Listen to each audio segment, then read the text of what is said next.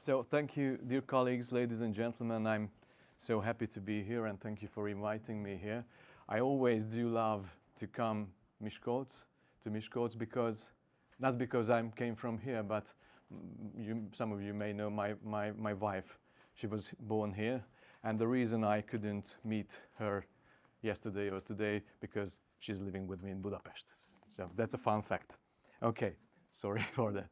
Okay, so I would like to add a few thoughts to the very interesting study on the Slovenian social security system. It should be noted that I found this study very informative, and the reason why it is so valid, at least in my honest opinion, like a drop in the ocean, is that it reflects very clearly to the main problems of our time, to the main problems of European social security system and the sustainability, of course.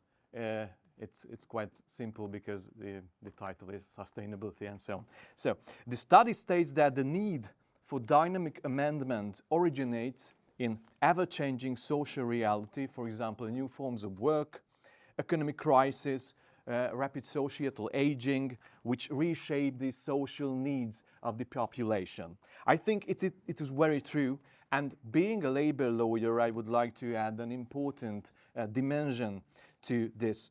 For example, can the legal institutions that have evolved throughout the 1.5 century in Europe and all over the world, these institutions of labor law and social security law be maintained in the face of the crisis what we are in, and can the level of protection for workers and the people in need be maintained nowadays? So these phenomena are putting the legislator, in my opinion, under a constant pressure, with the result that the labor law regulation is subject to erosion effects, let's say, to erosion effects. As a result, not only is the existing level of job security in Central and Eastern Europe being declined, but also the protection of workers' employment rights in other areas being undermined, sometimes without guaranteeing new institutions that could ensure the sustainability, the stability of employment and social security and so on. Why I bring this idea here is because, as we all know, everything is interconnected in the labor markets. It's like a huge spider web or something like that. And it's not possible to talk about the social security or employment relationships in isolation without looking at the end of the other side.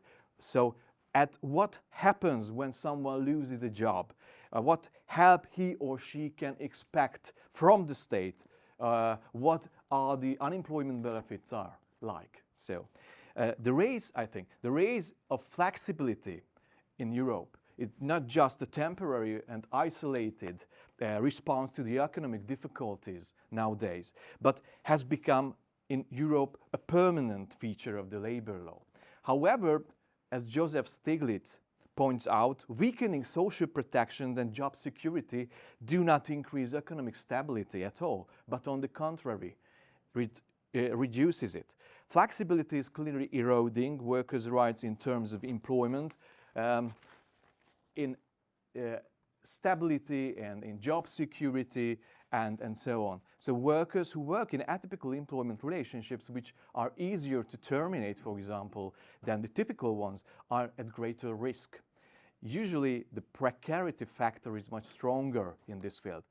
And it was very interesting in this study how the study points out the problem of increasing costs of social security over the next few decades.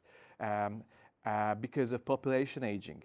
And for me, it was also remarkable that recently the Slovenian parliament introduced a new cause of dismissal by the employer regarding that the employee could terminate the employment relationship if the worker fulfilled the old age pension criteria. The study points out that the true aim of this amendment was, again, the further flexibilization of labor market.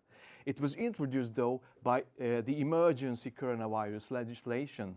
And as the study points out as well, it was unrelated with that emergency legislation. So first, it came to my mind that it is fascinating to see how the labor laws, for example, in Central Eastern Europe, responding these challenges in a similar way. Because the Hungarian colleagues may know that in Hungary in the spring of 2020, the government decree allowed the employer and the employee to deviate from any provision of the Hungarian labor code. In essence, this made all labor law rules for a few months in 2020 absolutely dispositive, which means it returned to the employment relationship to the realm of unlimited contractual freedom.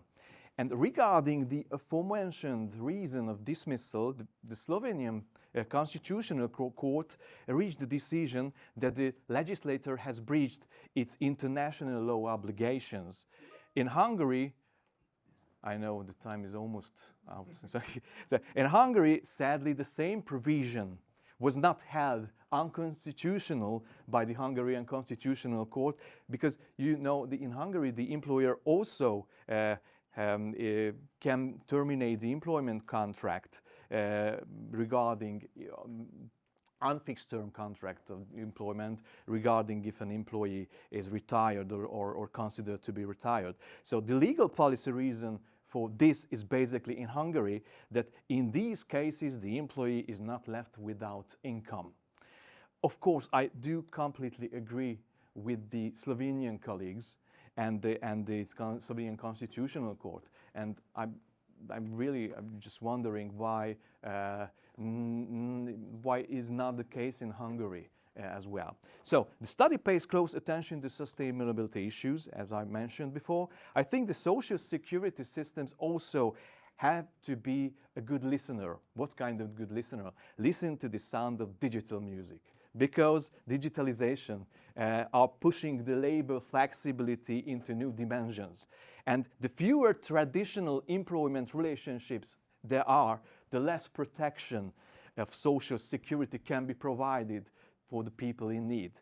And digitalization leads to an increasing segmentation of the labor markets as well. As a result, despite the obvious economic vulnerability, a significant group of workers remain outside the scope of labor law, outside the protection net of the social security systems. And this means that the social security systems have to carve out their own way to the protection of those people who are outside in this field. And regarding almost the last one. So, and regarding the new forms of work, the first question that usually arises is where they should be placed, inside or outside the labor law. It's quite difficult because the traditional structure and classification criteria of labor law do not easily apply to these kind of new employment or legal relationships. From time to time, different solutions are proposed for new groups of workers in the context of certain extension of protection. But I think the question is not what constitutes an employment relationship, and I do agree with Emanuele Menegatti in this aspect, because the real question is that who needs protection, and it's not the question of redefining subordination, but of rethinking the distribution of guarantees of protection in labor law and also in social security systems. In my opinion, this can be achieved for the general recognition of universal labor rights and guarantees. And I think, in my view, this could also be a hidden message of this study, because the authors also refer to the human rights quite often. And the concept of employment has to be interpreted, I think, in the future in a much broader way than in the past, because I think that any form of human income generating activity, even in the gig economy and so on, means work. So while digitalization has created new forms of work, it has also triggered a new way of thinking about labor law, a new way of thinking about social security law, because work is the integral part of the human dignity and the integral part of the self-definition and inseparable from the human dignity itself. I also think agreeing with the authors that the protection provided by social security systems should be derived from human dignity as well. So thank you for your attention, and I'm really appreciated that I could be here. Thank you so much. Thank you so much.